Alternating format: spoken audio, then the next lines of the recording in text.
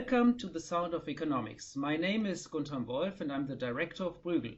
In today's Director's Cut, I have a conversation with Bernd Lange, member of the European Parliament and chair of the influential Committee on International Trade. Welcome, Mr. Lange. Welcome. Hello. Mr. Lange, the global trading community is currently extremely concerned by the unfolding global trade war. The US president has already imposed tariffs on steel and aluminium, and the US trade representative has published a list of more than 1,000 products on which he would consider imposing tariffs on Chinese imports. This list would affect 50 to 90 billion US dollars worth of imports from China, and China in return has published a potential list of retaliatory measures. What should the EU trade policy at this crucial moment for the global trading system look like? First of all, we have to consider that the reason for this trade war is the undermining of WTO ruling by the US President, Mr. Trump. And therefore, we have really to focus on trying the US, Mr. Trump, coming back on track on the WTO ruling. So he is using at the moment pieces of legislation from the Cold War from 1962.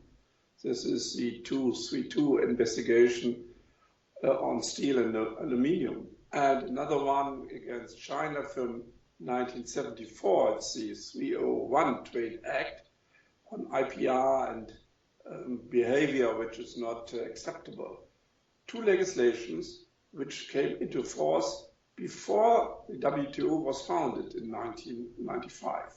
There was a case against the United States because of these laws, and they make a declaration that they would never use these old legislation. And now this mind has changed, and Trump is using these old pieces of legislation, and they are totally not in line with WTO law. So therefore, it's a clear duty by the European Union to strengthen the ruling of law and give the red card to Trump and the ruling of power. And therefore, we are using WTO instruments, and we are trying to contact our trading partners, specifically, of course, the big ones, to do the same. And in the worst case, of course, we should develop a plan B, WTO without the United States. That was really a sad solution, but I think it's really important for the European Union as an export-oriented group of states that we have this WTO ruling in force. And of course, we can discuss some necessary reforms, but this is another story. Well, can we zoom in a little bit more on the WTO? You mentioned that the EU should be tough on the WTO and go to the WTO. My understanding is that I think yesterday there was a move that the EU has filed a claim at the WTO against the United States as regards the steel and aluminium tariffs, which, as you rightly explained, have been claimed to be imposed because of security grounds. And of course, these security grounds are very difficult to challenge. I mean, they are probably wrong, and I think certainly against the spirit of the WTO. But if you think a little bit about how you can win the case at the WTO, it could turn out to be rather difficult to actually win it at the WTO. Donald Trump might get out as a winner of this case. Isn't that the risk we are having at the WTO right now? No, I don't think so. Even inside the United States, and this is also an interesting mechanism, because of the delegated power to the president, it's also possible to challenge this under national courts. And there are a lot of companies and private persons which will go to court because this use of this 232 investigation on this old law made very clear that it should be based on national security. But regarding the clear message from the Minister of Defense saying that only 3.6% of the steel production is relevant for national security, and regarding the exemptions Trump made, so there is no clear link to any national security arguments, and thirdly, regarding the argumentation Trump made in the last months, there is no link to national security. And even lawyers inside the United States made very clear that he will lose this case even inside the United States. So I'm quite sure that this tariffs 25% on steel in general and 10% on aluminium is not in line with WTO law, and therefore we should make it very clear as European Union, together with other partners worldwide, for example, Japan, a country which didn't get any exemption, and there's no rationality for that. Okay, very clear message from Mr. Lange that the tariffs on steel and aluminium are not compatible with EU law. Let me still ask you on the broader EU strategy. As you know, the European Union has welcomed the exemption that President Trump has granted to the European Union for a couple of months on these tariffs.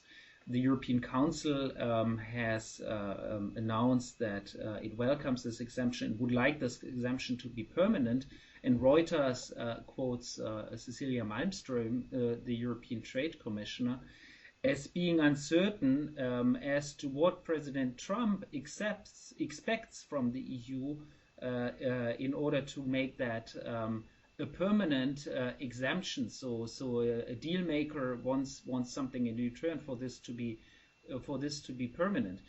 Are we actually pursuing the right strategy here? Should the EU really try to get a permanent exemption from these tariffs, or shouldn't we be more principles based and actually do this at the WTO, go to the WTO, fight the case at the WTO together with Japan, together with other countries that have already, including China, that have already filed a complaint at the WTO against the United States? Because if we do not, if we pursue a strategy in which we go for permanent exemptions, aren't we already undermining the whole multilateral trading system, in the sense that we get exemptions but others don't get them, including China? And so we already is in a sense accept that there is a difference between different countries in their relations to the United States. So in a sense we accept that Donald Trump succeeds in dividing the world. So are we following the right strategy on these exemptions? No, I'm not really sure. You're quite right. We should make our principal point very clear. The 232 investigation and the results, the tariffs are not in line with WTO ruling. And therefore we should really go to WTO together with our partners. That's for sure. And we do it. So you mentioned quite rightly that we established a claim just 1 day ago. The question of exemption is, of course, relevant for our industry, for sure. So therefore, we should discuss this with the United States as well. But there is no rationality for this exemption. I think Mr. Trump is really trying to bring pressure to some partners, to Canada and Mexico on the NAFTA negotiations, to Europe and to Latin America as well. And this is not acceptable. He is trying to divide the WTO community. On the question of exemption, yes, it's clear we will not accept any pressure. But of course, we have some serious problems, global trade problems. So we have a problem in steel overcapacity, and there could be done more. We have the steel forum under G20 with really slow progress. Perhaps we can agree on some speed up process. We have clear problems with trade in goods and trade in services. There is an imbalance. We can also discuss this on a longer term. Yes, we can also discuss some necessary reforms for WTO.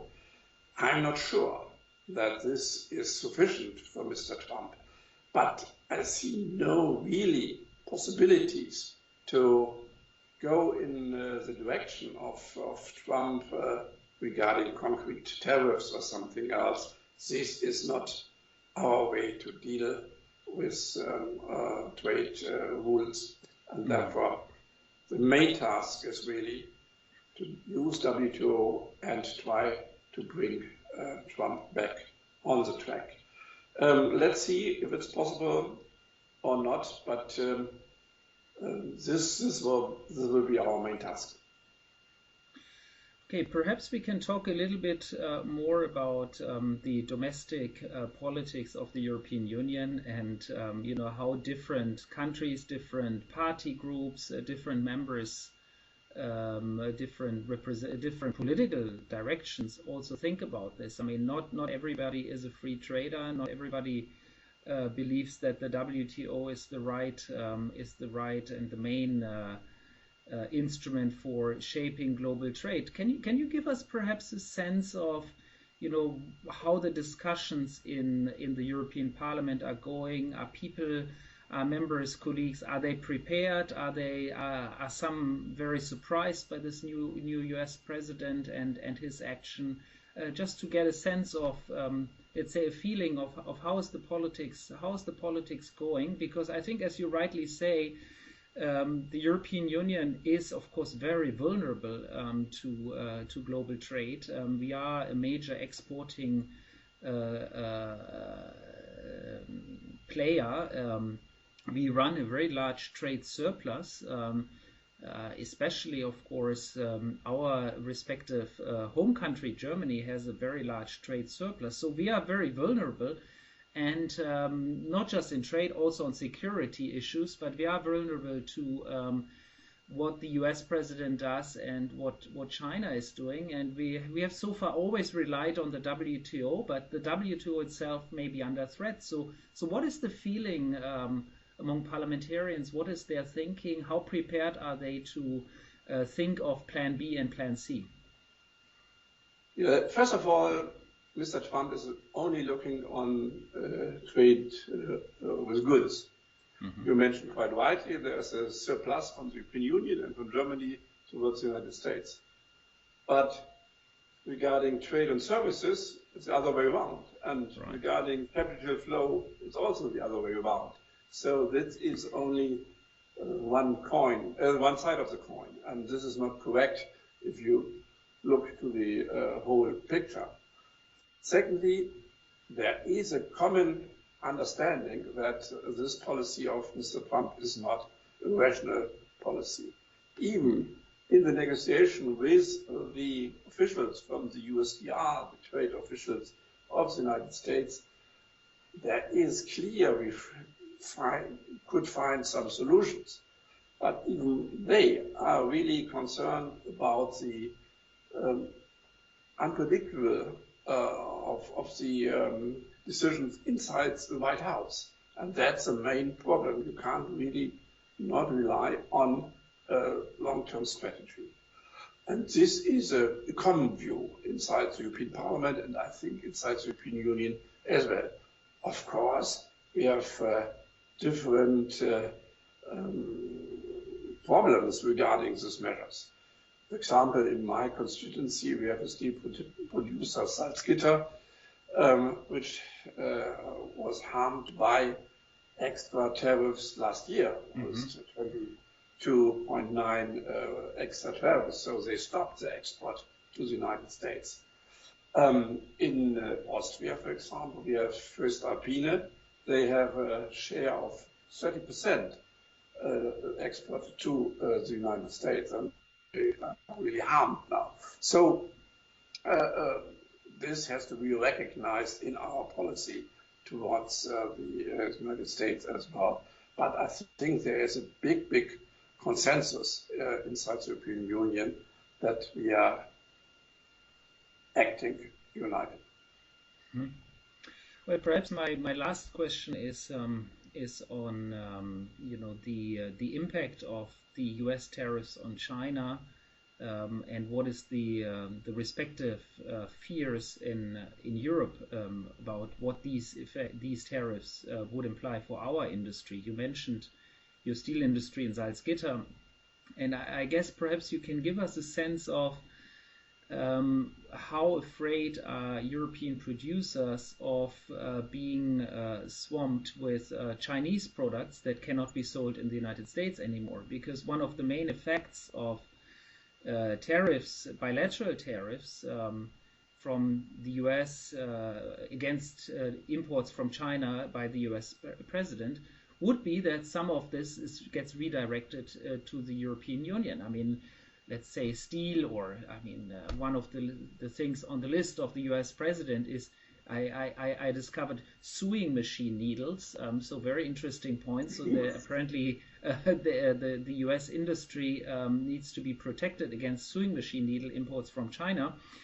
So these sewing machine needles supposedly could then enter the European market and actually lower prices here. So that would affect our industry, and our industry supposedly would try to find new export destinations, including the United States. And so, in a sense, what we could observe is a shift from the bilateral trade deficit between, the bilateral trade between China and the US to Europe and the US. So in a sense, how afraid is domestic industry in the European Union by the increased competition due to more Chinese products entering our markets? And to what extent will we be able to basically just increase our exports to the US so that the US trade deficit will basically just shift from China to the European Union? We have, I think, to make the differentiation between the steel issue of the 232 Trade Act and the China, the 301. On the steel side, I think there will be a shift, but mainly I think not from China, because China is at the moment not exporting a lot of steel to the United States, because beside these 25%, there is anti-dumping tariff from 250% on Chinese steel. So the Chinese steel exports to the United States really decreases in the last years. But there will be a shift.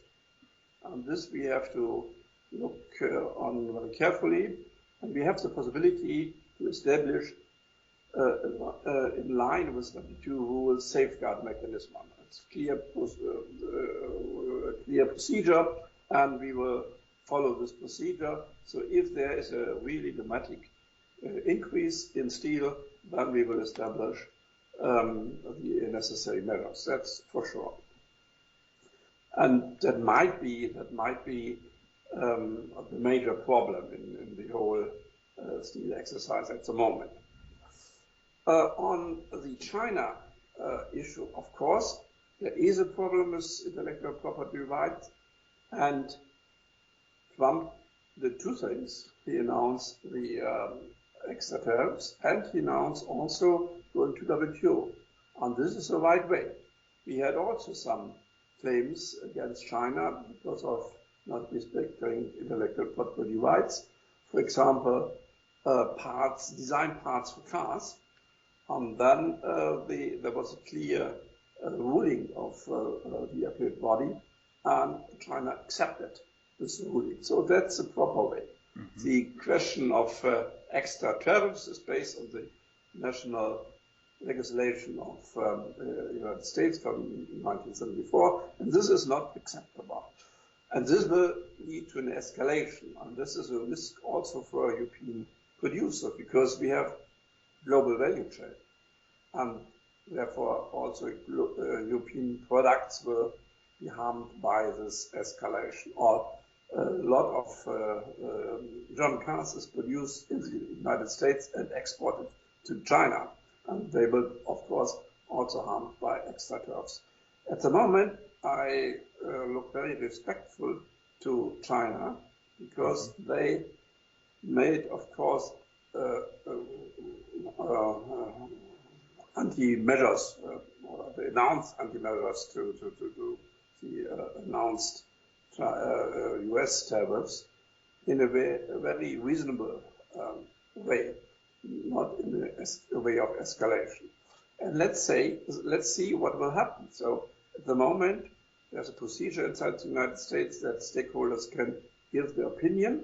There will be at the beginning of May a public hearing, and perhaps the more rational forces inside the United States will convince the White House that this kind of policy is not the right way to deal with the problem.